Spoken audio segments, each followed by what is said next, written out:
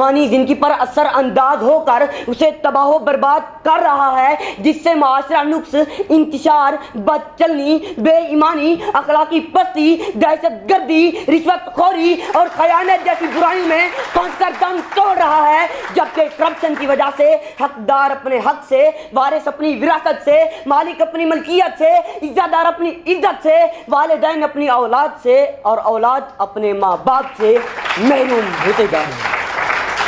حاضرین گرامی، کرپشن کی تاریخ بہت پرانی ہے۔ اس کا پہلا بیج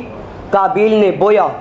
اس کے بعد ہر عہد، ہر دور میں کرپشن ہوتی چلی آئی ہے، یہاں تک کہ مغلیہ سلطنت کا زوال کرپشن، سلطان ٹیپو کی شکست کرپشن، برِ صغیر کی تقسیم کرپشن، پاکستان کا دو لخت ہونا کرپشن، جمہوریت میں کرپشن، سیاست میں کرپشن، امانت، دیانت، صداقت، شرافت کے نعرے میں کرپشن، اور اب تو یہ کیفیت ہے کہ گلی گلی، نگر نگر، کوچہ کوچہ کرپشن ہی کرپشن نظر آتی ہے۔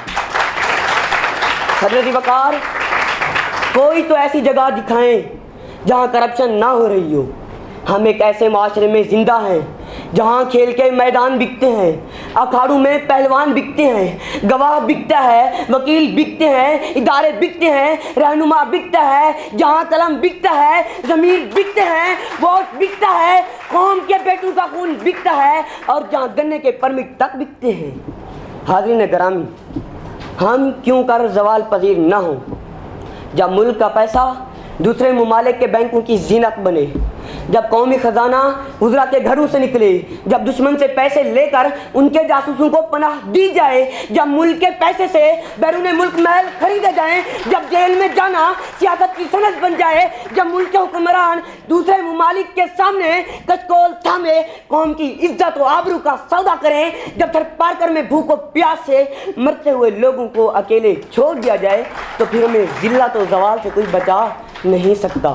اصول بیچ کر مسند خریدنے والوں، نگاہ اہل وفا میں بہت تحقیر ہو تم،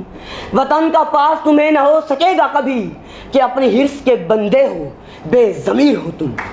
کرپشن سے بچنے کے لیے ضمیر کا زندہ ہونا، ایمان کا تابندہ ہونا، انسان کو انسانیت سے محبت ہونا ضروری ہے، مگر سادہ افسوس کہ آج کے اس لالچ زدہ دور میں خودی بک رہی ہے، ایمان بک رہے ہیں، انسان بک رہے ہیں، الغرض ہر شخص بکنے کو تیار کھڑا ہے، بس کوئی بولی لگانے والا ہو، ہر شخص مادر وطن کو بیچ رہا ہے، نوچ رہا ہے، کھا رہا ہے۔ تو ایسی صورت میں کون کرپشن کے حقائق و نقصانات کو سمجھے گا؟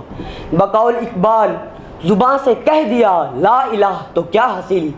دل و نگاہ مسلمان نہیں تو کچھ بھی نہیں۔ حاضرین گرامی، آج ضرورت اس امر کی ہے کہ ہم اسلام پر کاربند ہو جائیں، رسول عربی کی سنت و تعلیمات پر عمل پیرا ہوں، تب بھی ہم کرپشن سے چھٹکارا حاصل کر پائیں گے۔ سبق پھر پڑھ صداقت کا، عدالت کا، شجاعت کا، لیا جائے گا تجھ سے کام، دنیا کی امامت کا۔ والسلام۔